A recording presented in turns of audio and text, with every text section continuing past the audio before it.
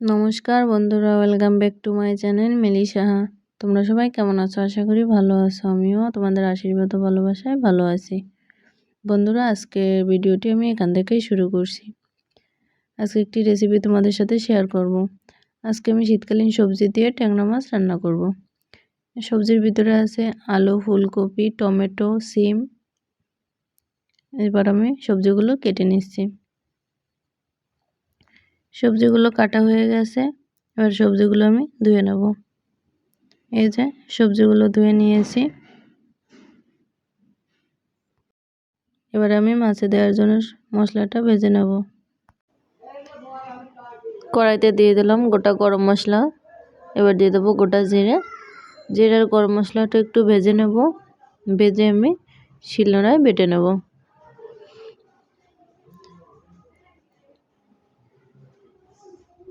এই যে মশলাটা ভাজা হয়ে গেছে। এবার আমি মশলাটা নামিয়ে নেব। এবার কড়াইতে দিয়ে দিলাম তেল। এদিকে আমি মাছে লবণ হলুদ মাখিয়ে রেখেছিলাম। মাছগুলো আমি ভেজে নেব। মাছ লবণ হলুদ মাখানোর সময় আমি একটু সরিষার তেল দিয়ে মেখে নিয়েছি। যেহেতু ট্যাংরা মাছ ভাজার সময় তেল সেটে, তাই মাছে যদি একটু কাঁচা তেল মাখিয়ে নেওয়া হয় তাহলে আর সেটে না। এই যে আমি মাছগুলো ভেজে নিচ্ছি। মাছগুলো আমার প্রায় ভাজা হয়ে গেছে। এবার মাছগুলো আমি তুলে নেব। এই যে মাছগুলো তুলে নিলাম। এবার কড়াইতে তেল দিয়ে জিরা ফোড়ন দিয়ে সবজিগুলো দিয়ে দিলাম। এবার সবজির ভিতরে দিয়ে দেবো পরিমাণ মতো লবণ আর অল্প একটু হলুদ। বেশি হলুদ দিলে তরকারিটা পুড়ে যাবে, তাই আমি ভালো করে ভাজা হবে না, তাই অল্প হলুদ দিয়ে আমি তরকারিটা ভেজে নেব।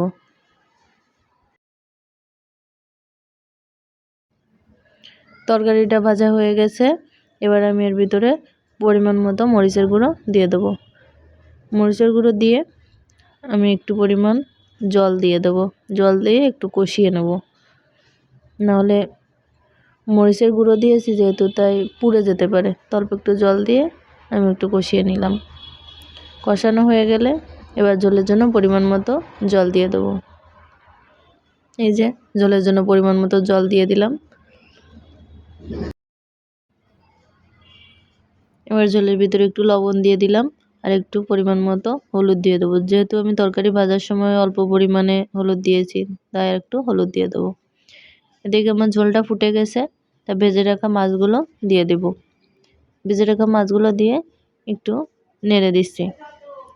যেহেতু ঝোল অনেকটাই কম, তো মাছগুলো নেড়ে না দিলে মাছগুলো শক্ত থেকে যাবে।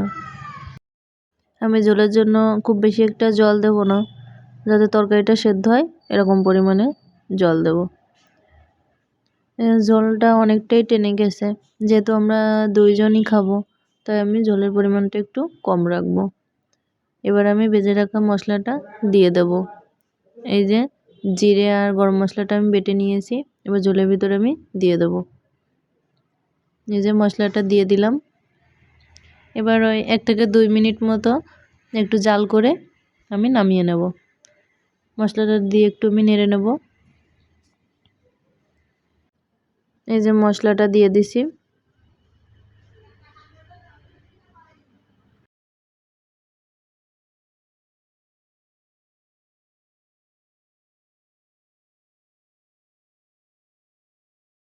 বন্ধুরা, এই যে আমি নামিয়ে নিয়েছি। আজকের ভিডিওটি তোমাদের কেমন লাগলো আর আমার রান্নাটি তোমাদের কেমন লেগেছে অবশ্যই কমেন্টে জানিও। যদি ভালো লেগে থাকে তাহলে তোমরা অবশ্যই চেষ্টা করো। আজকের ভিডিওটি এই পর্যন্ত। দেখা হচ্ছে নেক্সট ভিডিওতে। ধন্যবাদ সবাইকে।